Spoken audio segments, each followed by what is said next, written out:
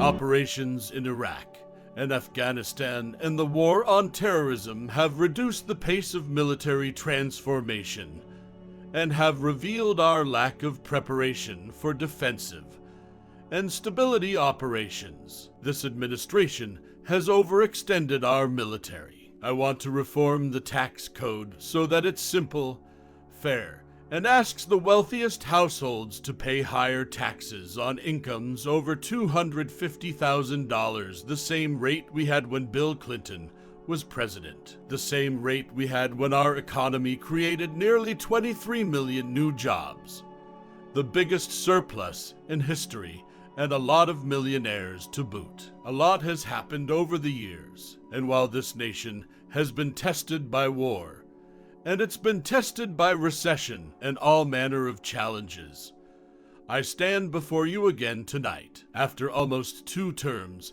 as your president, to tell you I am more optimistic about the future of America than ever before. In too many communities, too many young men of color are left behind and seen only as objects of fear. Through initiatives like my brother's Keeper, I'm personally committed to changing both perception and reality. Surveys show our standing around the world is higher than when I was elected to this office. And when it comes to every important international issue, people of the world do not look to Beijing or Moscow to lead. They call us. America thrived in the 20th century because we made high school free. We sent a generation to college. We cultivated the most educated workforce in the world. And we have done more in the 2.5 years that I've been in here than the previous 43 presidents to uphold that principle. Whether it's ending don't ask, don't tell, making sure that gay and lesbian partners can visit each other in hospitals, making sure that federal benefits can be provided to same-sex couples. Millions of us, myself included, go back generations in this country, with ancestors who put in the painstaking work to become citizens. So we don't like the notion that anyone might get a free pass to American citizenship. We will keep the promise of Social Security by taking the responsible steps to strengthen it, not by turning it over to Wall Street. Today we are engaged in a deadly global struggle for those who would intimidate, torture, and murder people for exercising the most basic freedoms. If we are to win this struggle and spread those freedoms, we must keep our own moral compass pointed in a true direction. I think it is important for Europe to understand that even though I am president and George Bush is not president, Al-Qaeda is still a threat. With patient and firm determination, I am going to press on for jobs. I'm going to press on for equality. I'm going to press on for the sake of our children. I'm going to press on for the sake of all those families who are struggling right now. I don't have time to feel sorry for myself. I don't have time to complain. I am going to press on. My task over the last 2 years hasn't just been to stop the bleeding. My task has also been to try to figure out how do we address some of the structural problems in the economy that have prevented more Googles from being created. In a summer marked by instability in the Middle East and Eastern Europe, I know the world also took notice of the small American city of Ferguson, Missouri, where a young man was killed and a community was divided. So yes, we have our own racial and ethnic tensions. My family, frankly, they weren't folks who went to church every week.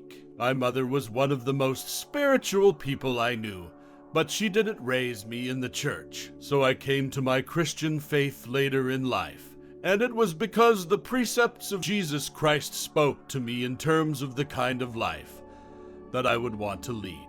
If people continue to feel like Democrats are looking after poor folks and Republicans are looking after rich folks, and nobody is looking after me, then we don't get a lot of stuff done. And the trend lines evidence the fact that folks have gotten squeezed. And obviously, 2007, 2008 really ripped open for people how vulnerable they were. As I said last week in the wake of the grand jury decision, I think Ferguson laid bare a problem that is not unique to St. Louis or that area, and is not unique to our time, and that is a simmering distrust that exists between too many police departments and too many communities of color. The Bush administration's failure to be consistently involved in helping Israel achieve peace with the Palestinians has been both wrong for our friendship with Israel, as well as badly damaging to our standing in the Arab world. Immigrants aren't the reason wages haven't gone up enough.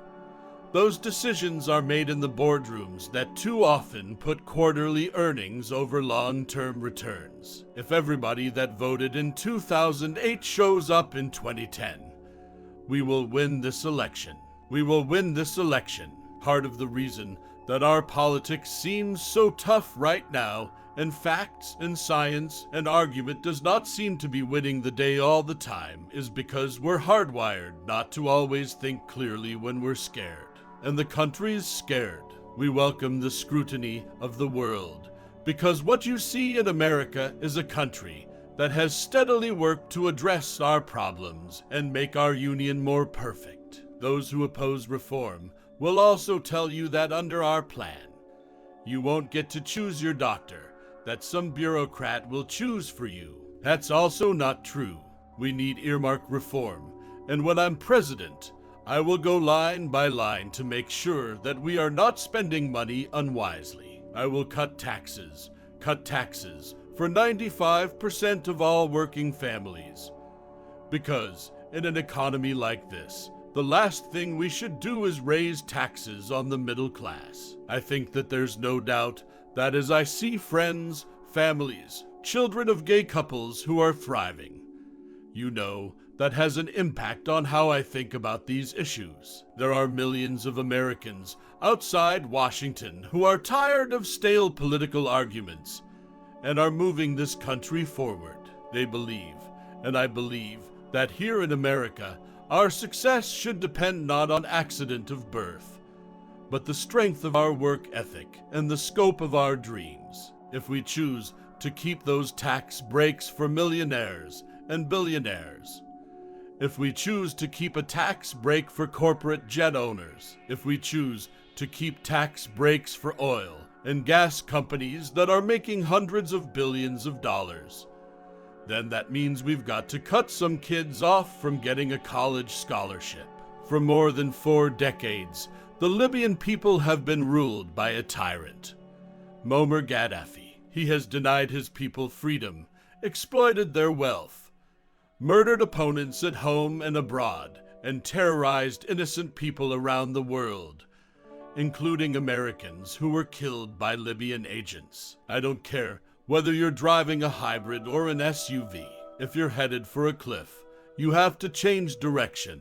That's what the American people called for in November, and that's what we intend to deliver. As we speak, Iran has rolled back its nuclear program, shipped out its uranium stockpile, and the world has avoided another war. America's promises do not come with a price tag.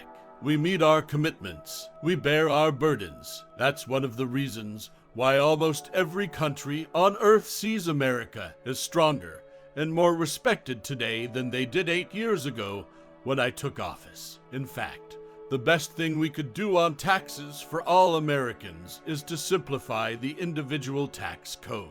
This will be a tough job, but members of both parties have expressed an interest in doing this, and I am prepared to join them. We have now just enshrined, as soon as I sign this bill, the core principle that everybody should have some basic security when it comes to their health care. I'm no longer just a candidate. I'm the president. I know what it means to send young Americans into battle, for I have held in my arms the mothers and fathers of those who didn't return.